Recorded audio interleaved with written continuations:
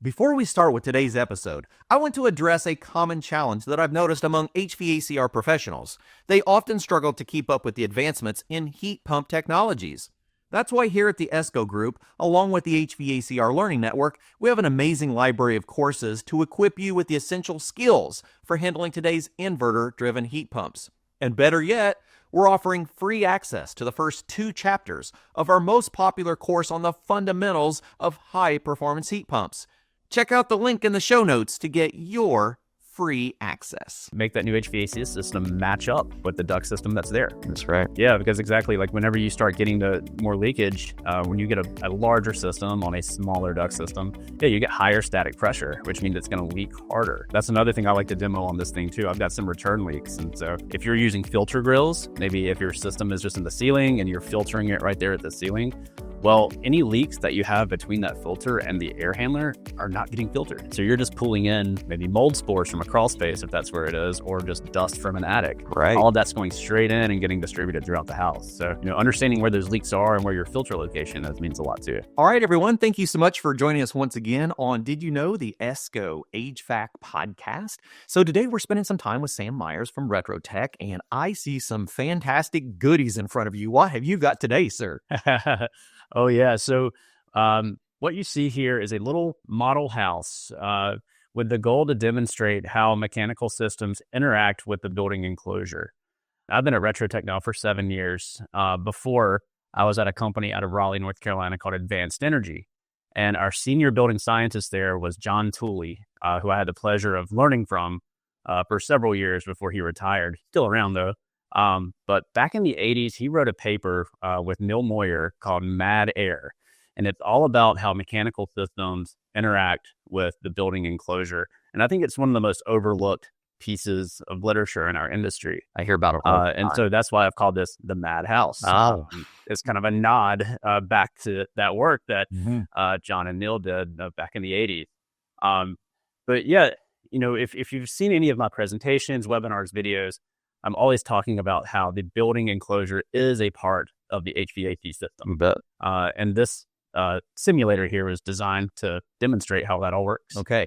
Yeah, I just finished up doing a curriculum. I worked with a bunch of members of the industry. I actually used one of your videos in there, doing some demonstrations in the e-learning course, as well as in the PowerPoint presentation on high-performance heat pumps. Because as we start moving into higher efficiency pieces of equipment and we start implementing heat pumps into the industry, it's more important than ever to understand the structure, not just the capacity, but the structure and ways that we can improve the performance of the structure and then potentially reduce that heating load. So this is intriguing to me. I'm quite anxious to be able to see a visual demonstration without having, a full scale home. Yeah, exactly. I mean, I designed this, if you've ever seen the House of Pressure that Anthony Cox has, that served as a lot of inspiration for this. But I wanted to have this to be able to pack it down in a Pelican case and ship it around. You bet. So I will have this at the conference. I'll be teaching one of my presentations using this, where we're really going to do a deep dive showing how even bedroom doors serve as a part of the HVAC system and demonstrate how that works. But today, I figured we could do a little bit of a demonstration to show how duct leakage can wreak havoc on a house when we're talking about comfort and indoor air quality. I live in the Southeast. I'm in coastal North Carolina. And so here in the Southeast, we do this really stupid thing where we put duct systems outside of the building enclosure. I've seen a lot of that. I know.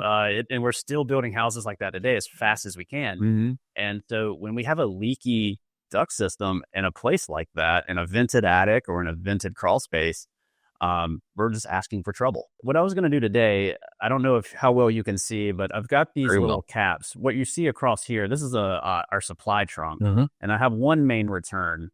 And you can see here, there's a couple of sliders that I have throughout the house that I can open and close that serve as air leakage in the building enclosure. So we can make it tight or we can make it loose. And then we can control where that leakage is. I also have some sliders that connect bedrooms to the hallway. So to serve as maybe a jumper duct or not really an individual return, but maybe a transfer grill over a door. See that a lot here in the Midwest. I have so for pressure balancing. Yeah. But I have some caps here on the supply and the return side so that I can simulate duct leakage. And to be able to get fans and everything at a scale that works well for this, inside of our air handler, we actually have a miniature squirrel cage fan that's used in 3D printers. Oh, wow. So that does a really good job of making a miniature HVAC system for us. Yeah, and then we have some small laptop cooling fans for a couple of these rooms too, to serve as a bath fan or maybe a dryer running. You bet. And we have a little control all these fans are USB powered. We have a little control module where we can make them variable speed. So we can make one at a low flow for maybe a bath fan, crank one up a little higher to simulate a dryer running. Because usually for a dryer, you can expect about 2 to 250 CFMs. Quite a bit. They'll create different pressures in the house. But yeah, let's turn our main blower on. We have this little gauge here is our solo high resolution manometer. It auto zeros just like our blower door manometers do. It's like if you cut one in half and just have one sensor, that's all it is. So let's see what happened here. We don't have a lot of leakage so far in our duct system, but we can make some go. So there we've got our blower running. Not a big pressure difference there. Negative 0.3 pascals. It's merely nothing to be concerned about. But if we add some supply leakage, we can see that negative number start to grow. Now we're at about negative 2.5. Very significant. And we'll add a little bit more. And we see this a lot in existing homes. Let's see, about negative 4 is what we're at now. Yeah. And that's close to a pressure that could backdraft a water heater Right. just from having supply leakage. And you would never know it. Unless you actually hook a manometer up like measuring this, to see what your house pressure is when your mechanical systems are running. Of course, on an actual house, you're not going to have just a pressure tap where you can hook a hose up to. So we have these little probes that you can use. This is called a multi-probe. It's a little stainless steel 1/16 of an inch pipe that has a fitting on it. So you can shut this on an exterior door and get your house pressure that way. Very cool. You can also use these as static pressure probes. They're pretty slick. Yeah, I like that idea. But in an actual house, that's what I would use to do this. Sure. All right. So what are we looking for? What is our goal, and what are the results going to be starting to show us? Yeah. So ideally, there's a few things that we need to know in order to understand what we're looking at. So if I'm able to turn the HVAC system on and I see a pressure differential like this, if it is negative, like this number is, that means I have more supply leakage than I have return leakage.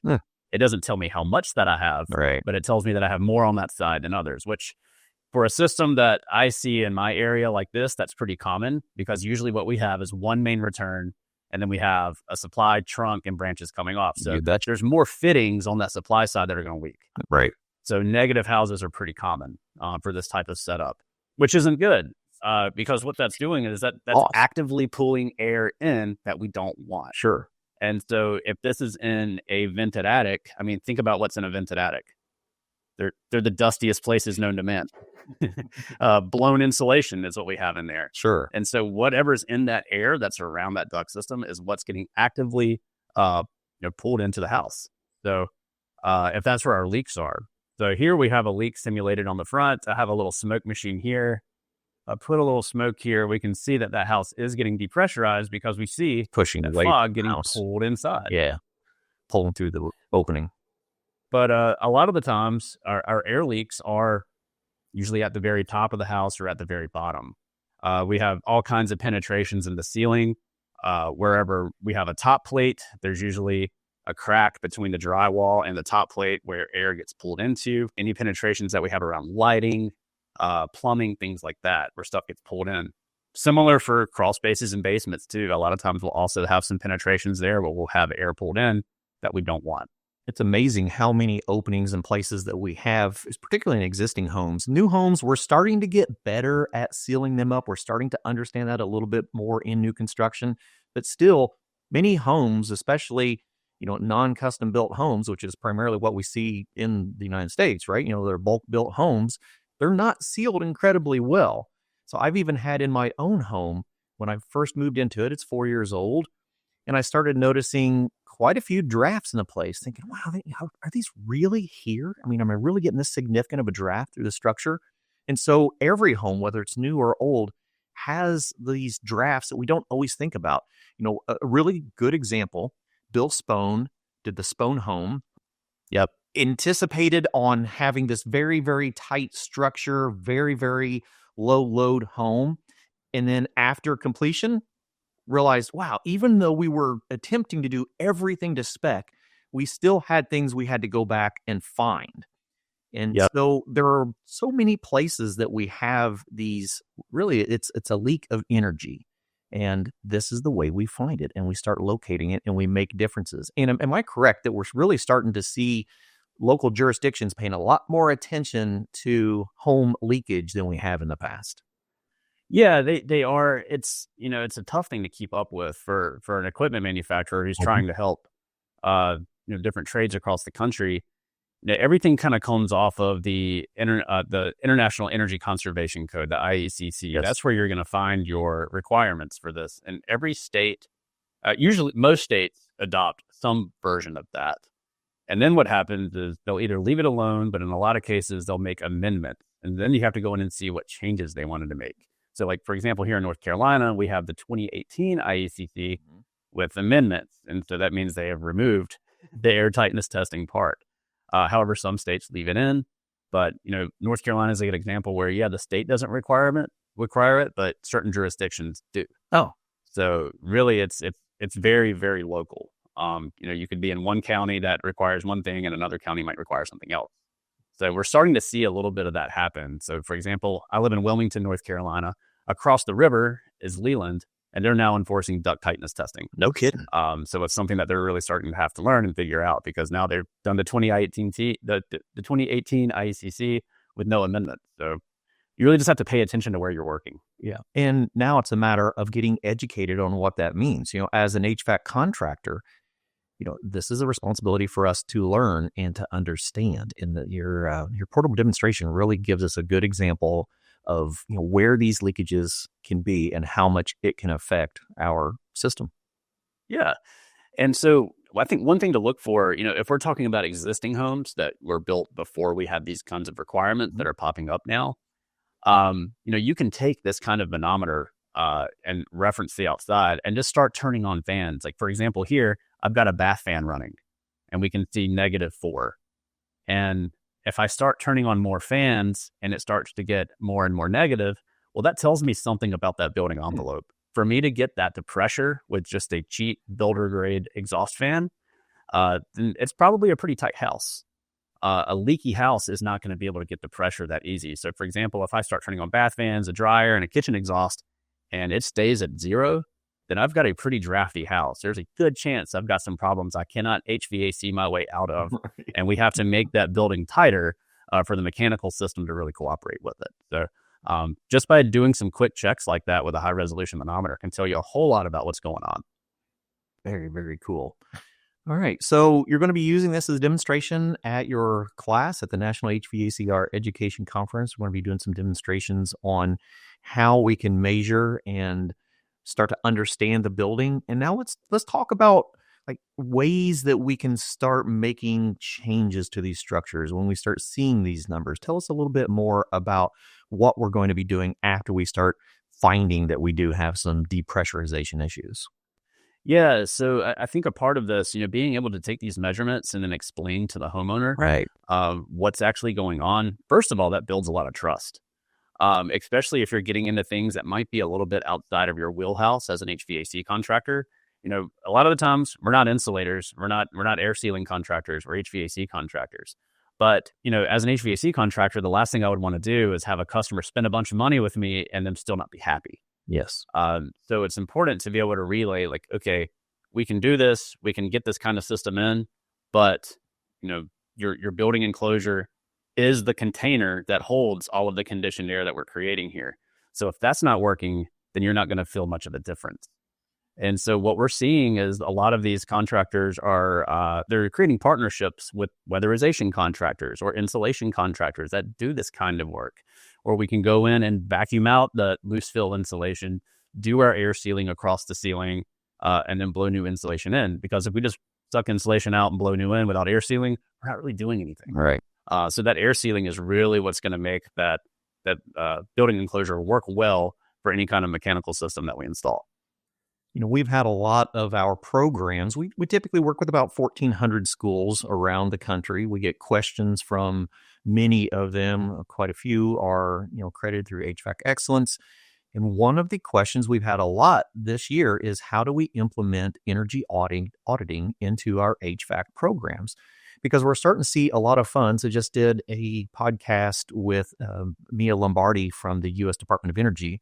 We're talking about this $8.8 billion of energy assistance that's being pumped into the country, and many states that are starting to look at that as, okay, we would like to do this, but one of the primary requirements is that we need to really do an energy audit of the structure. We need to have the properly trained technicians in there. And in my personal opinion, the HVAC contractor is the right person to have in there. They can understand this ventilation, this V that is a big part of who we are in the management of air. So if I'm a school, if I'm an instructor and I'm looking at my program and I'm going, okay, I really think we should be spending a little bit more time talking about energy auditing. We might even make a certificate because all states are now looking at, certifications for energy auditors. So we have qualified energy auditors. And if this $8.8 billion continues to be invested into the country the way it's looking like it is right now, we're going to need a lot of energy auditors. And I would prefer that our HVAC contractors start looking at that and our programs start investing into energy auditing education. So if I'm an instructor, if I'm a school, if I'm an administrator, and I'm wanting to learn more about a structure and the tools needed to be able to measure that, let's talk about ways that we can connect with Retro Tech to add this into our curriculum. Yeah, we work with a lot of schools to be able to implement that into certain programs. We're also working with a lot of HVAC contractors who are trying to do exactly what you're talking about, getting more into the energy audit side of things, which I'm not a huge fan of the term of energy audit. That's why a lot of these funds are coming out. But it's really the comfort side and the indoor air quality side. And you're doing the same thing to achieve all three of those. And I like to see the energy efficiency as just a nice byproduct of whatever other goal you're trying to achieve. A good program that a lot of contractors are going through is BPI, the Building Performance Institute. They have a fantastic certification. Their IDL, their infiltration and duct leakage. It goes through all the processes of being able to run those types of tests and be able to interpret what those numbers mean, how to use the equipment, how to communicate the results to clients, and then be able to take that information and even integrate that into your manual J. So you can have a blower door number, a duct leakage number to have more confidence in your load calcs that way too. Yeah, so true. And so in those type of trainings, we're starting to understand how to do, blower door testing and starting to do duct leakage testing and getting deeper into that. I cover it very briefly in our high performance heat pump training just to help explain what it is. And then we encourage, the instructors to bring in more training, and we encourage the viewers to take a certification class, right? Dive deeper into understanding this, because it's a little transition for a technician who hasn't looked at a building from this perspective before, but it really is. You mentioned it earlier. It really is part of what we do. It's understanding that human comfort. Yes, we're hopefully we probably are. We're going to save energy in the long run, but that comfort is a major, major part of why we're doing things like duct leakage and building leakage. Yeah, for an HVAC contractor, the comfort problems and the indoor air quality problems are what make the phone ring, right? You don't really get a lot of phone calls about high energy bills unless it's just really bad. Yeah, or new install. Yeah, exactly. People just kind of get used to what the energy costs are, and they just don't think that there's much that they can do about it, when in reality, there's a lot that they can do about it. You bet. But people just don't think that way. It's when they aren't sleeping well at night because of an uncomfortable room or something like that. That's when they really want to start diving in and making their house better. That's what we've seen anyway. No, that's completely correct. When I look at some of our older structures in particularly, and I have HVAC contractors that are going to, size and analyze the equipment, for decades, we've had contractors that have, if they weren't comfortable with the size of equipment that was in it, they upsized it by a half a ton, right? So we have many existing duct systems that were rated the safe. It was designed for, a 3-ton system, now has a 4-ton system on it, has higher fan speeds, has even more significant duct leakage. In reality, if we could actually go through and find and correct the duct leakage issues and the building leakage issues, we could start reducing the capacity of the systems and get back to where it was originally designed for, and even better. And so now we can really look at a system and confidently reduce the size and get the proper heating and cooling capacities that the building is looking for. Yeah, and make that new HVAC system match up with the duct system that's there. That's right. Because exactly, like whenever you start getting the more leakage, when you get a larger system on a smaller duct system, you get higher static pressure, which means it's going to leak harder. That's another thing I like to demo on this thing too. I've got some return leaks, and so if you're using filter grills, maybe if your system is just in the ceiling and you're filtering it right there at the ceiling, well, any leaks that you have between that filter and the air handler are not getting filtered. So you're just pulling in maybe mold spores from a crawl space, if that's where it is, or just dust from an attic. Right. All of that's going straight in and getting distributed throughout the house. So, understanding where those leaks are and where your filter location is means a lot too. All right. Fantastic. Sam Myers, RetroTech. I'm grateful that you joined us today. I encourage everyone come hang out with Sam at the conference and spend a little bit of time learning more about RetroTech. Absolutely. Yeah, Clifton, thanks for having me on, man. This is always fun. Absolutely. Thank you all for joining us, and we'll catch you on the next episode of Did You Know, the Esco HVAC Podcast.